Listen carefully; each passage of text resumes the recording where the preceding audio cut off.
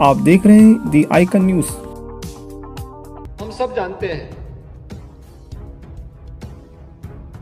कि सुशासन की पहली शर्त है विधि का शासन। न्याय संगत व्यवस्था हर व्यक्ति को प्रिय है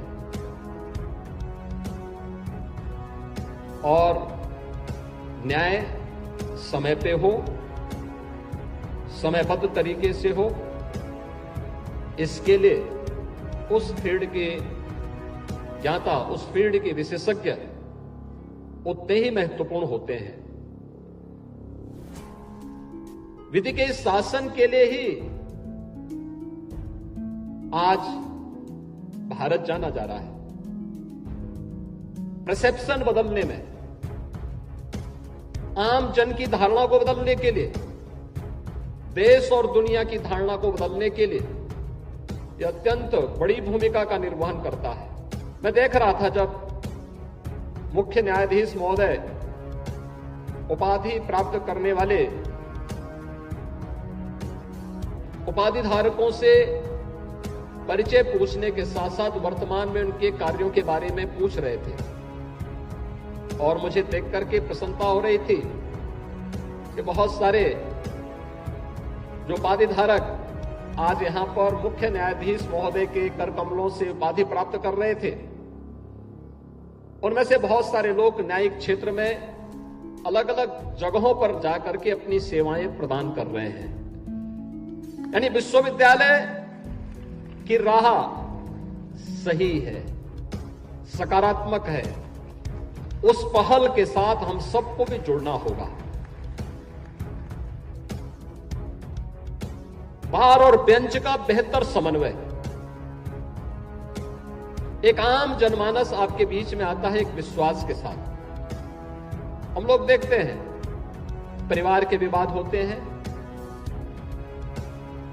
लेकिन जब वह परिवार के विवाद को लेकर के बहुत बार तो छोटे छोटे विवाद होते हैं, लेकिन परिवार का ही विवाद जब आगे बढ़ता है वो भले ही परिवार के किसी सदस्य के कहने पर न मानता हो, लेकिन जब वह किसी अधिवक्ता के पास जाता है तो अधिवक्ता जहां पर उसे साइन करने के लिए कहता वो साइन कर लेता है, आंखें बंद करके साइन करता है, क्योंकि उसका एक विश्वास है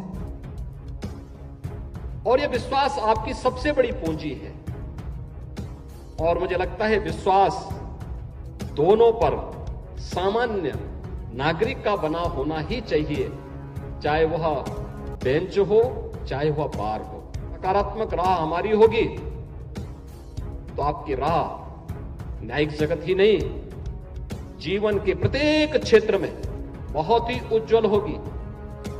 अगर नकारात्मक होगी तो नकारात्मक राह ना आपके व्यक्तिगत हित में होगी, ना समाज के हित में होगी और न अंततः राष्ट्र के हित में ही हो पाएगी।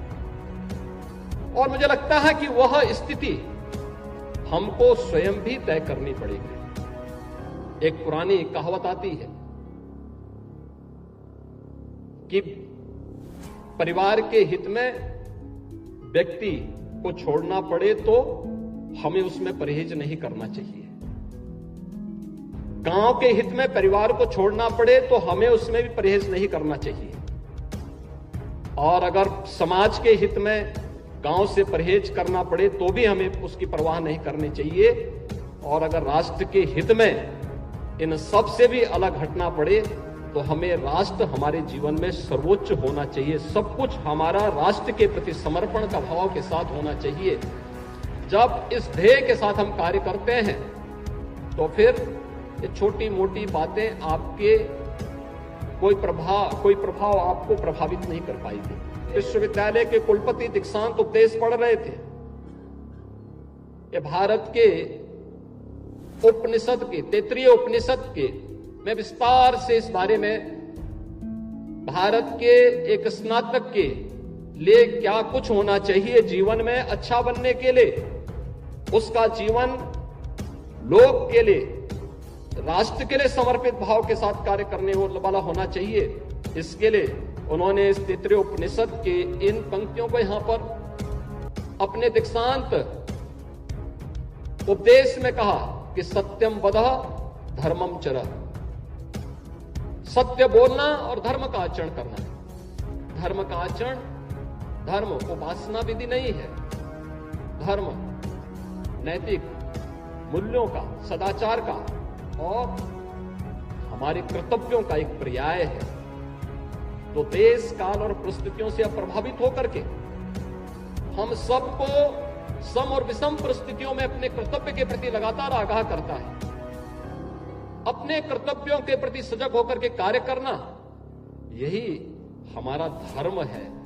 और वह भी राष्ट्र को साक्षी मान करके अगर हम कार्य कर रहे हैं तो सचमुच हम लोग अपने उन ऋषि परंपरा का, भारत की उस समृद्ध परंपरा का प्रतिनिधित्व करते हुए अपने आप को उसका उत्तराधिकारी कह सकते हैं, जिसने हजारों वर्ष पहले ये उपदेश उस कालखंड के भी युवाओं के लिए, उस समय के दीक्षित होने वाले स्नातक के लिए ये उपदेश उस समय रचे थे।